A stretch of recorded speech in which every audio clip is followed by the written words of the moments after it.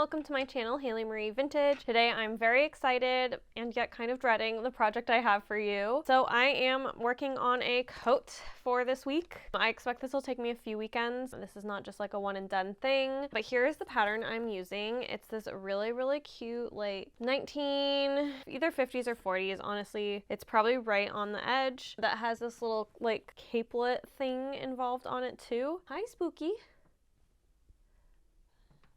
Glad she could pop in there for a second. I saw this coat pattern on eBay and I just knew I kind of had to have it, even though this is the most expensive pattern in my collection. But I think it's super versatile because you have a version with like a big capelet and then just the small capelet and then a capelet free version. With that, my goal today is to make version A, which is the double capelet with the collar being detachable. So let's jump into the fabric that I'm using. This is what I'm going to use for that removable collar. It's just this black faux fur I picked up at a thrift store in Minnesota a bit ago. I've now washed it. I normally probably wouldn't pre-wash faux fur, but since it had been at the thrift store, I just wanted to make sure it was clean. So I pre-washed this guy. And then the second thing that I'm using, which will turn out interesting, but I wanted to use it because I didn't spend too much money on it. I spent $7.25 on all this wool. So I'm using this, which is a white wool that I bought, and then I pre-washed it. When I pre-washed it with something blue, and that then transferred onto my beautiful white coating material. So I ended up dyeing it to this really pretty purple, which I do really love this purple, so I think that will work. As far as fabric quantities, my concern is I have 58 inches wide of this. However, there's a couple spots of it that I can't use because of the way the dye works. It was my first time dyeing in a washing machine, so it turned out a little bit wonky, and I'm supposed to have 4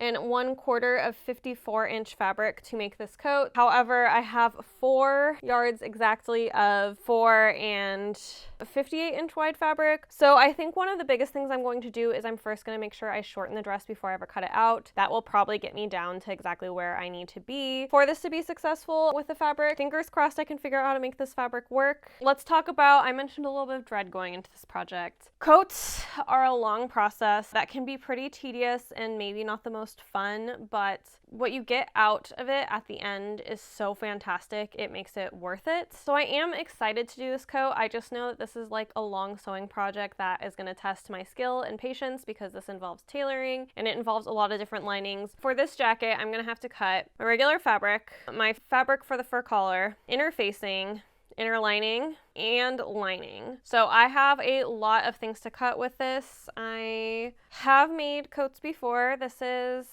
either my second or third coat. I've made coats before, so it should turn out okay, and I already read the instructions through 5 or 6 times, so I'm feeling ready to make this. It's going to be a journey. So my plan today, it is 3:45. I did a whole big adventure this Saturday going out, and because of traffic was out 2 hours longer than I should have been. So I will also say I feel like my patience is a little bit limited right now, but I am going to try to get on and start cutting this, with my thought being I'll cut out as long as I can stand today. I think this will likely be like a 3-hour cutting process because coats usually are so many pieces and take a really long time to cut. So that is my expectation going in. Of course, if it is not nearly that bad, I will be super excited. But with that, I guess we'll just go ahead and hop right to it.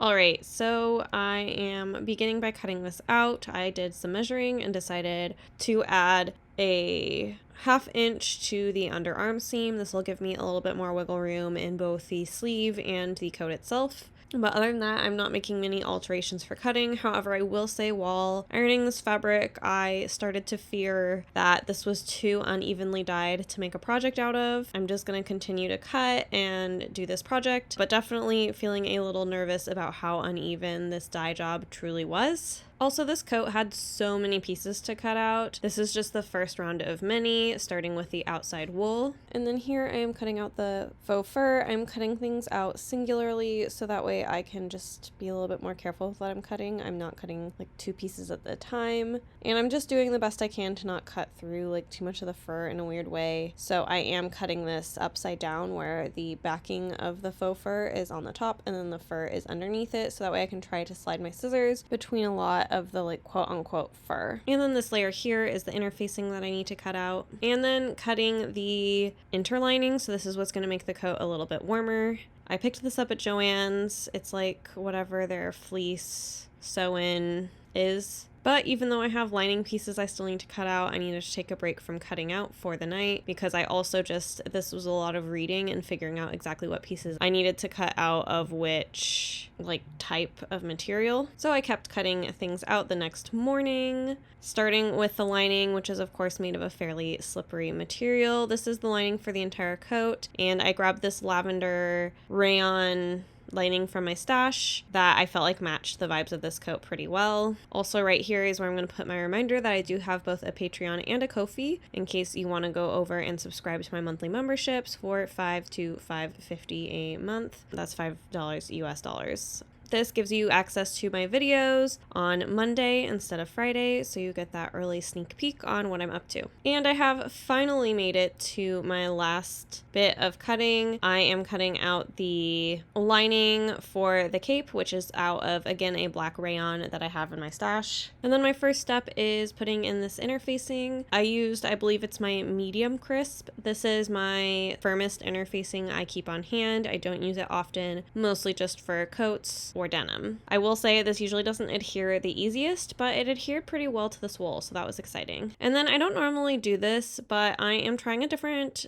bound buttonhole method. So I am actually marking my buttonholes with a basting stitch. And then for this new bound buttonhole method, they have you make like I think it's like a 1/2 inch biased binding essentially is what it's like. It's like making bias tape, but it's not for bias tape. You'll see exactly how we use it in just a few minutes. After you iron, it has you sew down each side of the binding. In this case, I have the like raw edges down because I'm trying to just make sure that my stitches are super even because I'm going to use them for a guide later. And then it says to cut these a 1/2 inch wider than the buttonholes themselves will be. So I have cut these, and then I am marking where my buttonhole begins and end on these because this is the side that I'll sew up. I do want to note I tested this whole buttonhole method before I ever applied it to my actual pattern. I did 3 test buttonholes to decide if I was okay with the method, and I decided to move forward with the method, even though I would definitely say I would probably use my other bound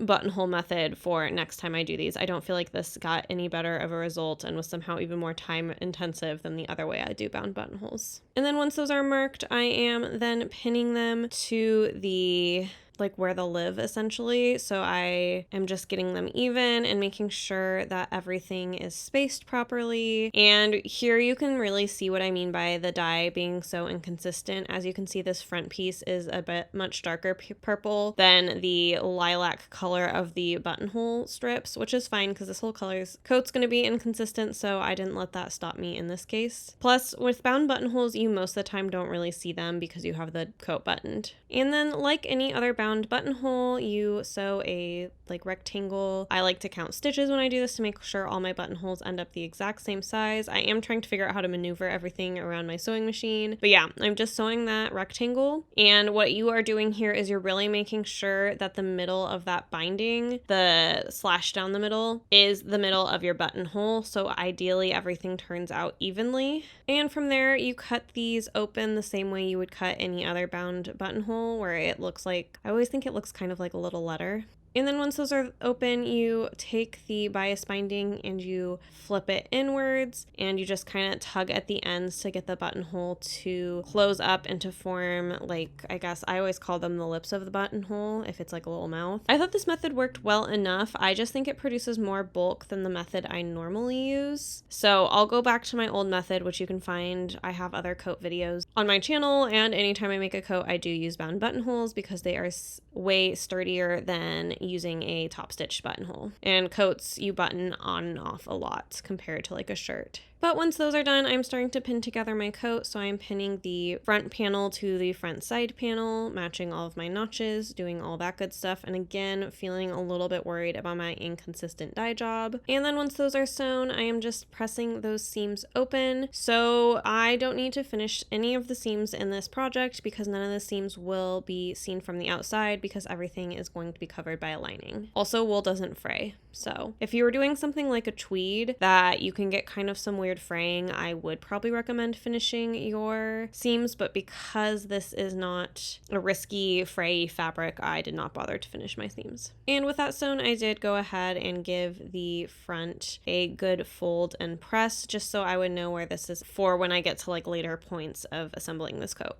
And then here I am pinning the shoulders. I also did the back, which is another princess seam, so it was done exactly like the front. So now I'm just attaching at the shoulders and the side seams before hopping and working on the sleeves, which have two little darts here. These two darts always, in my opinion, make a big difference in a coat. It takes some of the bulk out of the elbow and just helps the coat fall more elegantly, but also it just helps reduce some bulk in the elbow that can kind of get like caught and make your arms a little bit less mobile. So I love the fact that vintage patterns obviously have these darts. And then I did my best to try on the sleeve and figure out exactly where I needed to hem it. It's easier to hem these when they're not attached by the time we get to a big coat. I don't want to figure out how to just sew this tiny sleeve while maneuvering like pounds and pounds of fabric. So I like to do these when they are still separate from the coat. And from there, I am easing the sleeve in. These are supposed to basically have no gathers or pleats or anything. They're supposed to be just a perfectly nice, smooth, eased in sleeve, which I am just sewing on my machine using my like sleeve.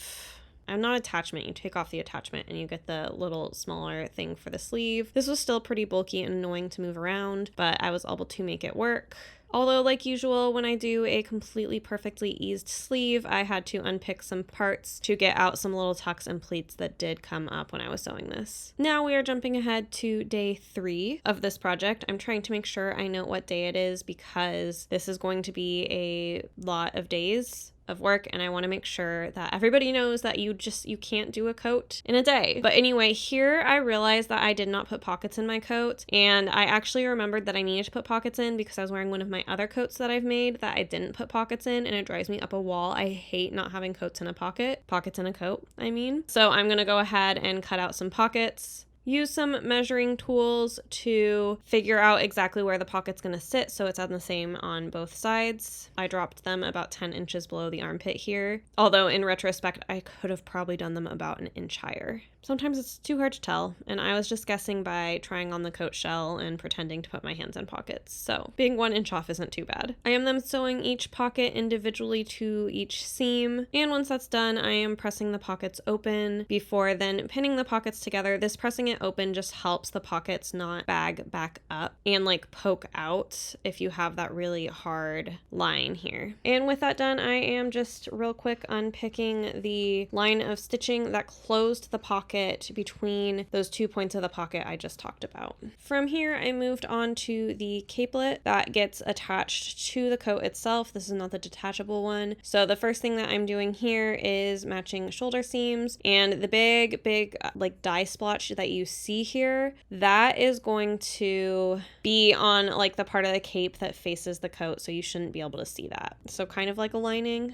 And from there, I'm just sewing around all edges of the cape. And then after clipping all of those corners and curves of the capelet, I am gonna use some tools to try to get as nice of a press as possible around the outer edges of the cape. Wool is always really nice to press. I really enjoy working with wool for that reason because there's just something about the way it presses that really makes me happy. And then once that is pressed, the pattern does note that you're supposed to seam 3/8 inch around all the edges on the top, like top stitching it. So I went ahead and did that. And something I often forget to note, when top stitching something thicker like a wool, I take my stitches from a 2.5 millimeter stitch to a 3.5, just because I feel like the 2.5 can kind of get that like really like intense, almost puckery look. So I like to ease up a little bit on the width of my stitches and have them not look quite so tiny and feel more like a looser for style top stitch. And with that done, I am now focused on the collar, which I am just making a quick collar sandwich much of. And then again, once those are sewn up, I am just doing my best to press my collar the nicest I can, getting those seams as crisp as possible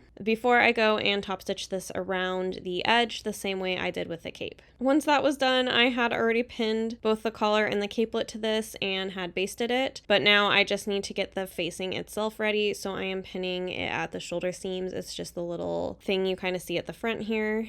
And once I have that done, I make my collar and capelet sandwich in between the two bread pieces that are my facing and the outer shell of the coat. This is a lot of layers that I'm managing at this point, and is exactly why I don't love making coats, is they get really, really bulky and really annoying to work with very quickly. I did go ahead and understitch the facing, so that way hopefully everything would roll nicely. I don't know how successful this was. I don't know. I have a lot of feelings around the neckline of this coat and how it kind of came together. I just feel like the capelet plus the collar and the facings is just too many layers of fabric to give you that clean neckline that I was very much desiring. But from there, that had mostly finished up the shell of the coat. So now I'm working on the inner lining. So this is the fleecy bits that's just going to make the coat a little bit warmer, and you'll see me pinning these kind of weird, and the reason I'm pinning them the way I am with this weird kind of overlapping seam feeling is because, which this makes sense, the instructions specifically say you overlap the interlining, then you like sew down a stitch in the middle of it. So this still gives you like the same use of the seam allowance and all that good stuff, but it gives you a flatter seam because you don't have to press that seam open, which would make more bulk in the seam area. So I think this makes sense, but it was definitely like kind of a weird experience,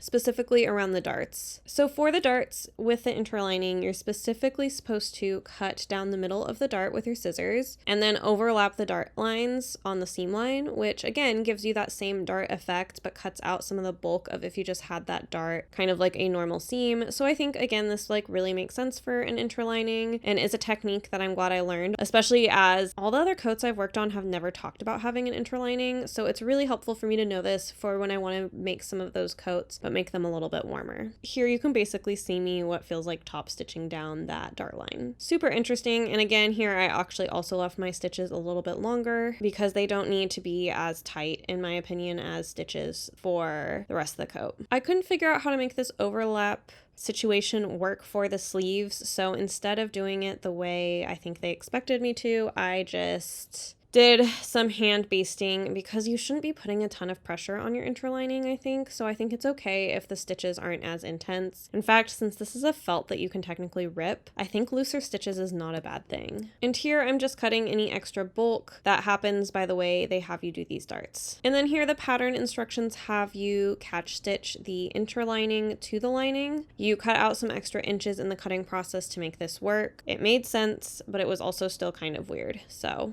this feels like it's like very haphazardly on here, but I think by the time you put in the lining, it will feel a little bit less scary. But I also tried to make sure my catch stitches were a little bit small. And in true YouTuber form, I have one thing completely blurry. What I'm doing here is around the hem of the coat shell, I am putting on hem tape and I am easing the bottom of the hem into the hem tape. So that way the hem tape is a little bit tighter and hopefully it will ease up nicely when I go to press it, which is what I am doing here is I am pressing those up. I still feel like the basting technique I use for most of my projects works significantly better than a hem tape, but sometimes it can be a little bit weird with wool, so I thought I'd give the hem tape a proper shot, but I still feel like I got some creases that were kind of weird, so I don't know. And I am just slip stitching the hem as well. So here is where I am going to deviate from the instructions. So the instructions for this project have you attach the sleeve interlining to the sleeve lining and attach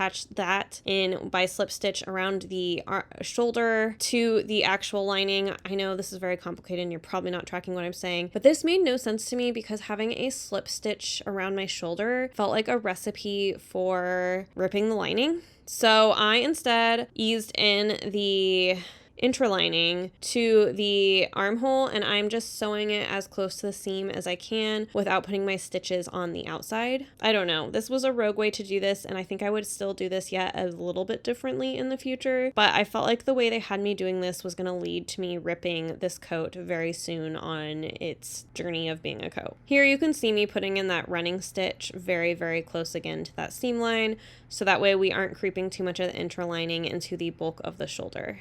I did just leave the interlining for the shoulder free, except for tacking it down at the shoulder and at the underarm, so that way hopefully the interlining doesn't shift or do anything weird.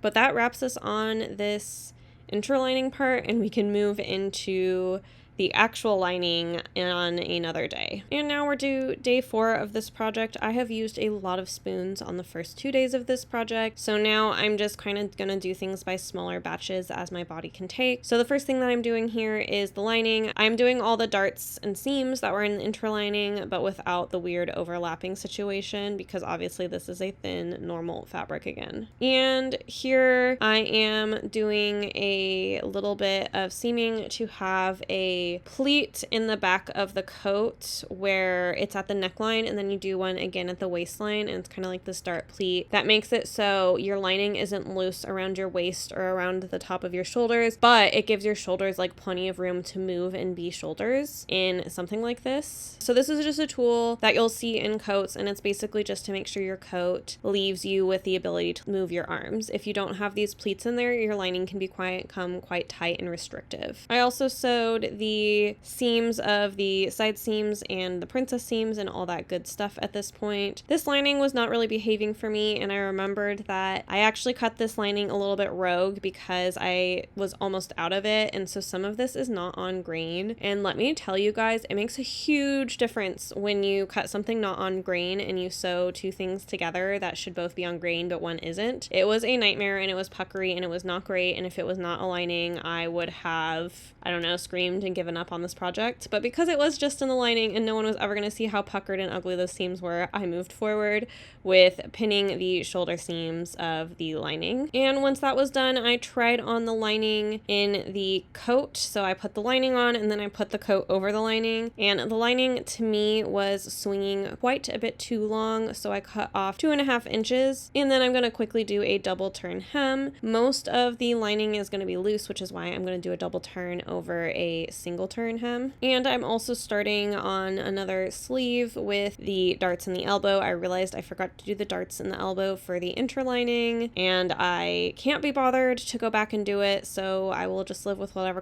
consequences that causes. And here I am again going rogue by easing the sleeve into the lining, like the sleeve lining into the lining, instead of doing a like top slip stitch. That's going to be the same way I put the lining in the coat. I would have been doing that with this shoulder, and as previously discussed, I think that seems like a recipe for a torn shoulder. So I'm doing this the normal way, or the modern way, or whatever you want to call it. But that's all I can get done for today. Now it is another new day, and the first thing I'm doing is pressing over my lining by a 5/8 of an inch line. Before then pinning it right on top of the facing. This felt weird, so I'm very much used to, I can't remember exactly what the method is called for lining, but you essentially like line it, and the way you turn it out, you feel like you're birthing the coat. That's the way I'm used to doing this, so slip stitching a lining on this like this felt counterintuitive. Also, again, because I didn't cut on the grain, I was having some other problems with the way the fabric was draping. It was too long on the sides and not long enough in the back. So the lining for this is kind of not ideal, but I think it's fine because I'm probably the only person who's really going to see the lining in this coat's lifetime. So it's fine, but I'm not going to just be wildly off grain the way I chose to cut this, because I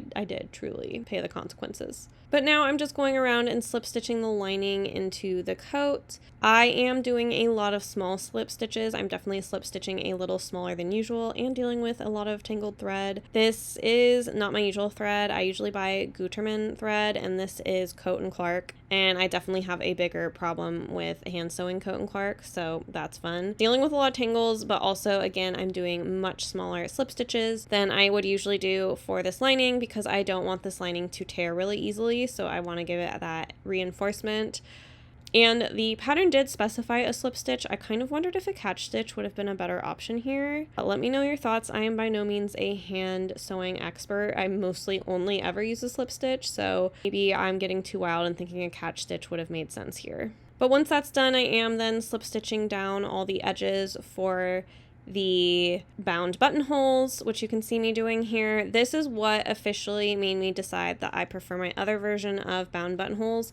Is it was much harder to hide the ugly bits doing it this method because you only have that short little bit of bias tape from the middle to work with, versus the other way that I do this, you have a bigger surface area on the backside, so it's easier to just get everything a little bit cleaner looking. These, like, arguably, I guess they're technically better looking than the ones that I make the other way, but I prefer my other method. So dig up a coat video. If I remember, I'll pop one in the eye here and you can see how I normally do my bound buttonholes. The reason I tried this new buttonhole method, or like new to me, obviously this is a very old bound buttonhole method, but the reason I tried it is a lot of times when you read old patterns, they just do things a little bit differently, and I've found techniques from different eras that I prefer because there's so many different ways to do each sewing technique. So like a good example is pockets. Pockets are done differently in a lot of different patterns. I've at least had 4 different ways that patterns have told me to put in a pocket, and my preferred way was from a pair of 1970s overalls, and that's the method that I use for all of them. So I thought it was worth it to give this 1940s bound buttonhole situation a try. I ended up not liking it, but this is what I enjoy so much about vintage patterns, is they do instruct you sometimes to do things a little bit different, and sometimes you learn a really great technique, like my basting technique that I put in the skirt when I'm doing a rounded skirt hem. I took that from a pattern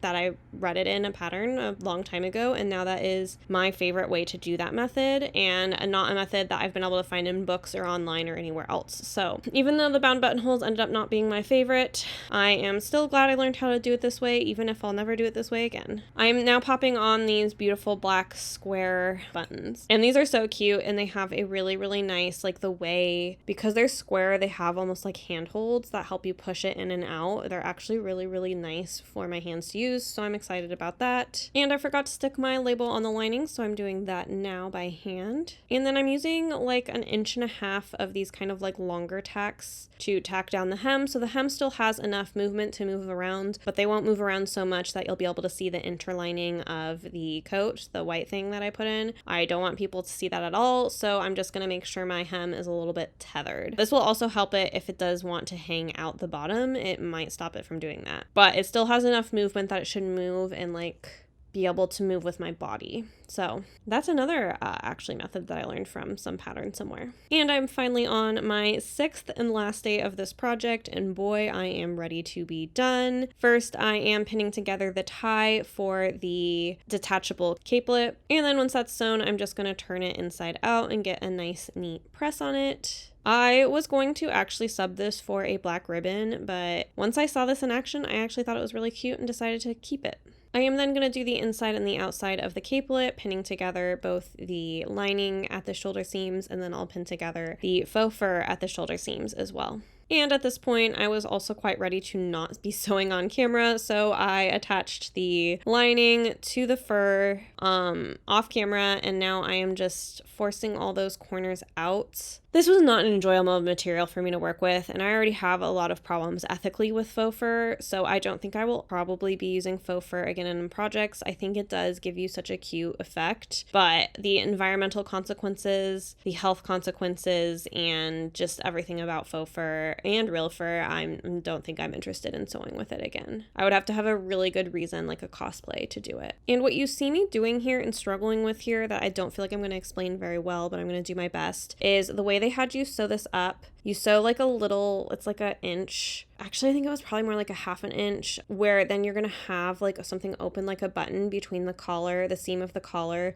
and the seam of the cape. So that way you can thread your tie through it. It's like a buttonhole between seams. I don't know how else to explain it. I'm trying to think of another project I've done that's used a technique like this, but the fur was really frustrating to try to turn in such a small space. So that also added to my frustration. And of course, you can't really iron faux fur, so I felt like the whole thing just was like lumpy, bumpy, weird. I don't know. Like I said, I don't know that I'll be using faux fur again, but lucky me, I get to experience the whole turning and sewing issue again with the collar. Here you can see the 2 marks where I'm going to sew across those 2 marks to give me, again, that kind of like buttonhole buttonhole in the middle of the seams. And now I'm turning this. I do think I might be a little unfair to this project. At this point, I was really sick of working on this project and I was ready to be done. So I also think that might be part of my attitude towards the faux fur. So I'll probably keep what I have left from this project. I won't purchase it brand new. I just found this at the thrift. So I'll hold on to what I have in case I want it for some project, but I don't know. This project does not have me convinced, but again, by this time I was in a bad mood and I just kind of wanted this project to be done with. And then once I got this all figured out, I did this part off camera too because I was just too worked up at this point. So off camera, what I did was I sewed the fur collar like neck part to the fur capelet part, and then now I'm just sewing the facings together. This didn't go as planned. I don't know. It looks super weird when it's not on a body, but it will look really pretty on a body. And then I also ended up doing like hand sewing the weird like half-inch section at the front that's gonna make it so it like stops the tie. I don't know. I don't even know how to explain. It's like the small side of the buttonhole. Doing that, I hate to sort of end this project before the reveal on an irritated note, but it's honestly where I was at with this project, and that's just part of sewing, is sometimes you do a project that just is maybe a few too many steps for your patience and you wear a little thin. All that said, I'm so excited to show you this coat. Despite all my frustrations, it turned out really beautifully, so we are gonna hop right into the reveal.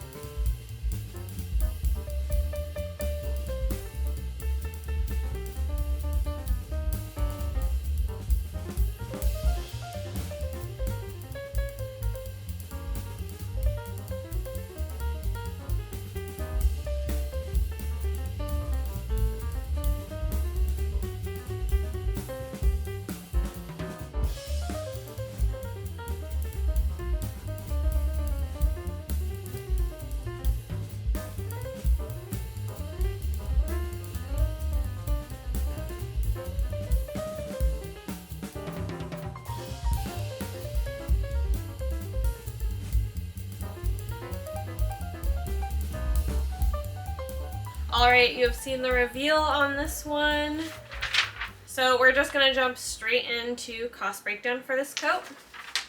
So all things considered, this coat was relatively affordable to make outside of the pattern. So for the fabric, the wool I used plus the dye I used to dye the wool was $17.25, and then the lining was $28, so that was $45.25 in fabric costs. The notions were also a little bit more pricey. I used some interlining, and then I have my thread, buttons, and all that stuff in here, so that was $27.70 for that. And then the pattern, which like I said, the pattern was excessively expensive. This is the most expensive pattern in my collection at $69.51. I will use this pattern plenty of times, that I'm not too concerned about the price, but it is pricey.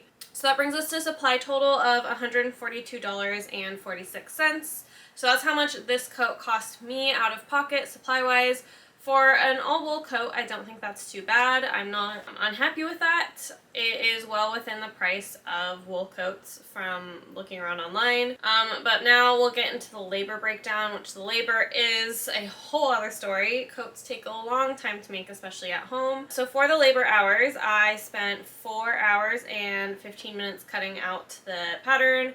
This also includes any alterations I made, but it took a long time to cut this out because I had to cut out the outer shell, the lining, the inner lining, the cape, all that stuff. And then for my sewing, like my machine sewing and ironing and all that good stuff, I spent 12 hours and 30 minutes doing that.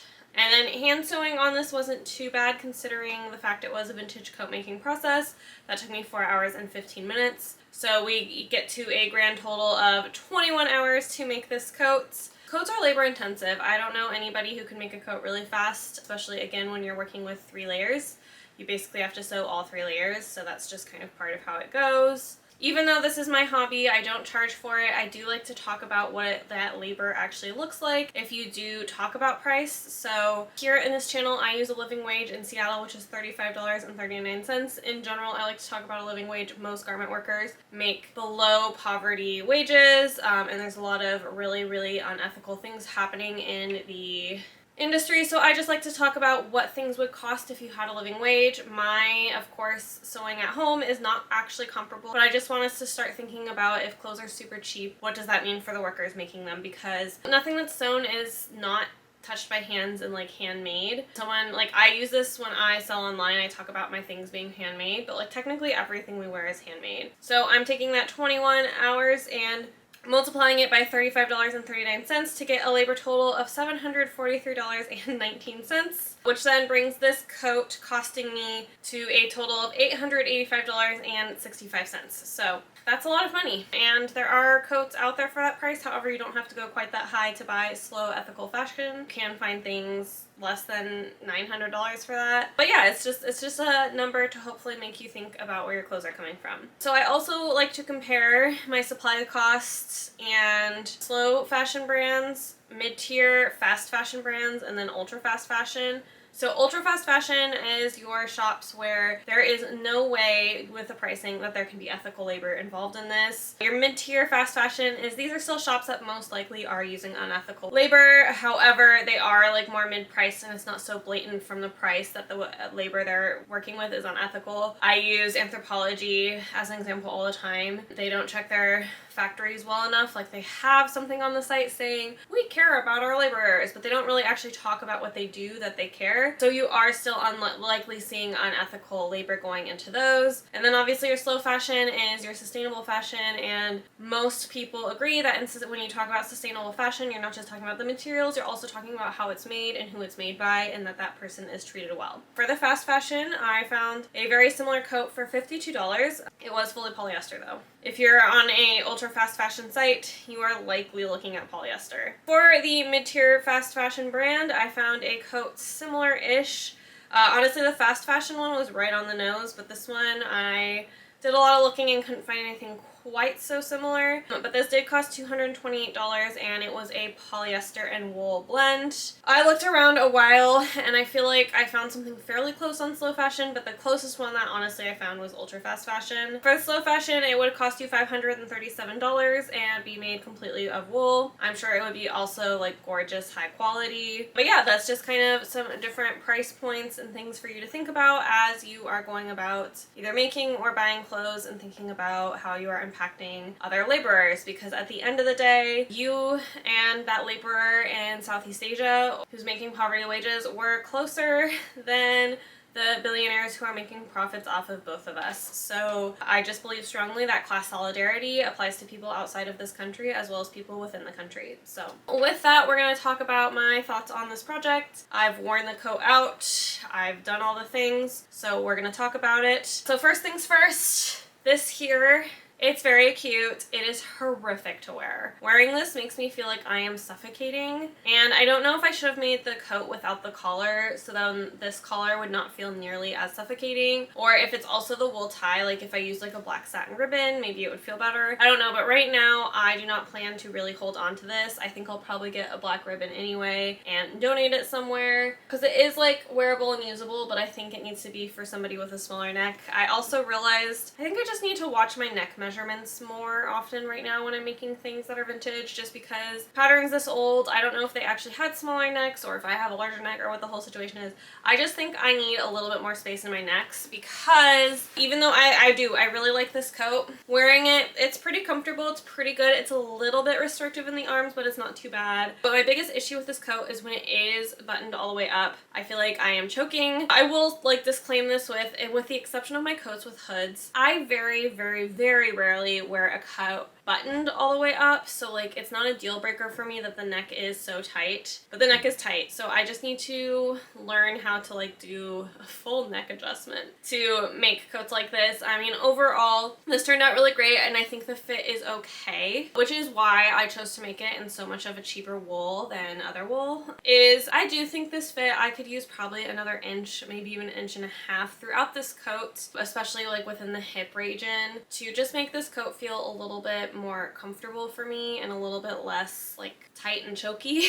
Yeah, I think I could have done a little bit more with that, and yeah, I think it was just too tight on the hips. It's something I keep making this mistake, and I'm sure some of you are screaming on the screen at me, but yes, I keep making the mistake of not checking those hip measurements close enough to check that I have enough ease in those hip measurements, because I think the pockets look cute on this, but they do kind of gap open and do some weird things because the hips are too tight. Definitely will use this pattern again because it was so expensive. And also I like my other princess coat pattern that I use is Gertie's pattern, and hers is just really, really, really full, and I like that this is a princess coat that is a tiny bit less full than that. I think I can do things to make this pattern just work a little bit better for me next time. The other thing I think I could do is I think I would be okay with the cape maybe not meeting in the middle and maybe staying a little bit more out maybe here-ish.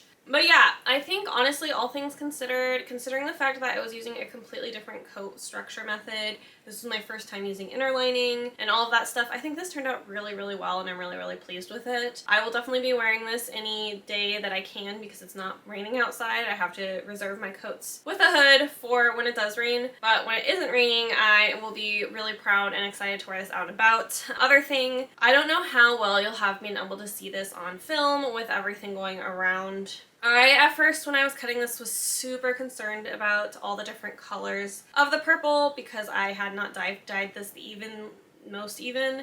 Dyeing 4 yards of wool evenly is incredibly challenging. And I actually have decided, like walking around, I really like how uneven the dye is. It just makes this coat kind of have a little bit more of a lived-in appearance to it, and it feels like almost even that extra step more handmade. So I've decided I like the purple weird variants. Yeah, I'm more than happy with it. I'm sure there's people who won't like that as much, but I don't mind it, so as long as I don't mind it, it's no big deal. And I guess I would sum this up as this is probably one of my technically less successful projects in that this is not the most beautiful piece of clothing I have ever made. It is not the most finely made. There are a lot of errors in it. However, I'm still really proud of it. I still really like it, but also I learned a lot of new things while doing it that I'm sure I'll get to apply to other things, and this was a good like pushing myself project. I feel like I've gotten to a point in sewing that it does take a kind of more unique project to really get to push myself and learn a lot the way I did with this coat. So with all that, yeah, I'm happy. While this coat is full of flaws and not the most perfect thing in the world, I do still really like it. I'm gonna get a lot of good wear out of it. Yeah, I do. I think it's cute and fun, and I love having coats that are colorful is what I've learned. I used to like only buy black coats just because I felt like they were the most practical or whatever, because otherwise you have to think about how your outfit goes with your coat, and now I feel like I'm in my era of not caring so much about like matching, especially with outerwear. For me, outerwear is so practical. And it's just about something that I want to wear on the day, and this coat makes me feel really pretty and stylish probably no matter what I'm wearing, even if I was wearing sweatpants and a t-shirt. So with all of that, I feel really happy with this project. I hope you enjoyed the journey of this project, and as always, if you did, make sure to give this video a thumbs up and comment down below. It helps me out in the algorithm. And then if you have the desire to go above and beyond, I do have both a Patreon and a Ko-fi, where you can become a monthly member and receive access to videos a week earlier than everybody else. And then, of course, if you are new here, subscribe and stick around. I have lots of great sewing projects coming up. I actually only have one left for this year besides like going through a sewing pile and stuff like that. So stay tuned for that. And I will see you next Friday at 8 a.m. Pacific time. Toodaloo!